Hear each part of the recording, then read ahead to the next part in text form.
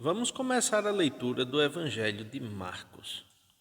O relato do Evangelho de Marcos não é apenas uma coleção de histórias, mas uma narrativa escrita para revelar que Jesus era o Messias, não só para os judeus, mas para os gentios também. Em uma profissão dinâmica, os discípulos liderados por Pedro assumiram a sua fé nele, embora não tenham compreendido plenamente seu papel messiânico até depois da sua ressurreição. Algumas curiosidades sobre o livro de Marcos. Ele é o menor dos evangelhos. Jesus é apresentado como um servo ativo. O autor desse evangelho chama-se João Marcos. Sua data provável de escrita é entre 55 e 65 d.C. A palavra-chave desse evangelho é servo. E as fontes que deram base para todo o relato são do apóstolo Pedro.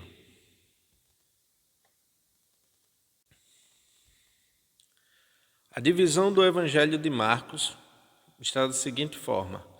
Do capítulo 1, versículo 1 até o versículo 20, nós vamos encontrar a história de João Batista, o batismo de Jesus e de seus seguidores.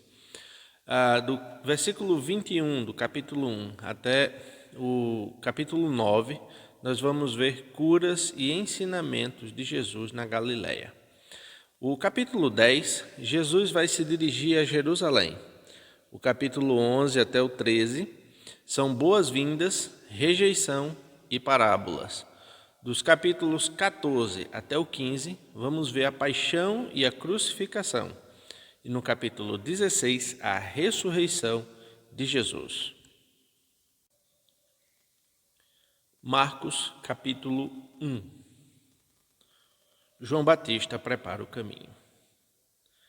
Esse é o princípio das boas novas a respeito de Jesus Cristo, o Filho de Deus.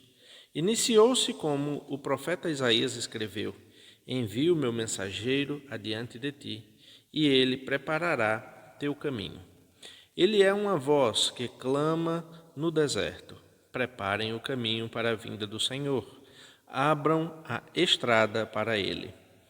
Esse mensageiro era João Batista.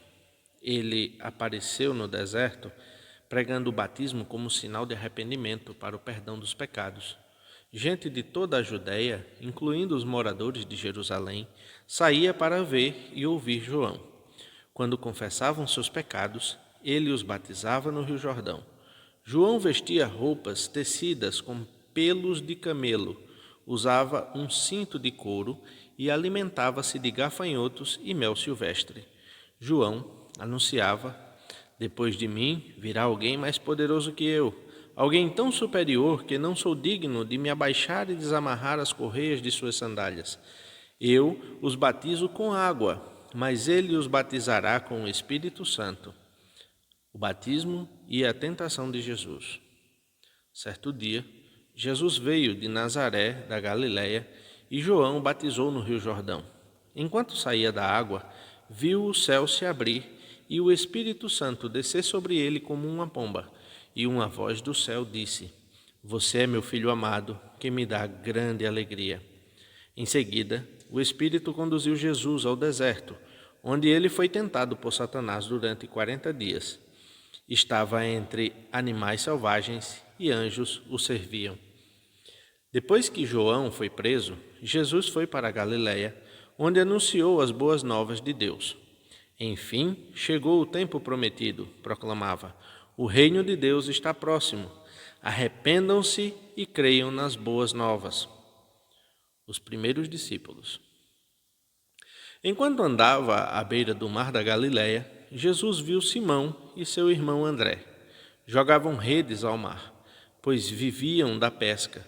Jesus lhe disse: Venham, sigam-me e eu farei de vocês pescadores de gente. No mesmo instante, deixaram suas redes e o seguiram. Pouco mais adiante, Jesus viu Tiago e João, filhos de Zebedeu, consertando redes num barco. Chamou-os de imediato e eles também o seguiram, deixando seu pai Zebedeu no barco com os empregados. Jesus expulsa um espírito impuro. Jesus e seus discípulos foram à cidade de Cafarnaum. Quando chegou o sábado, entrou na sinagoga e começou a ensinar. O povo ficou admirado com seu ensino, pois ele falava com verdadeira autoridade, diferente dos mestres da lei.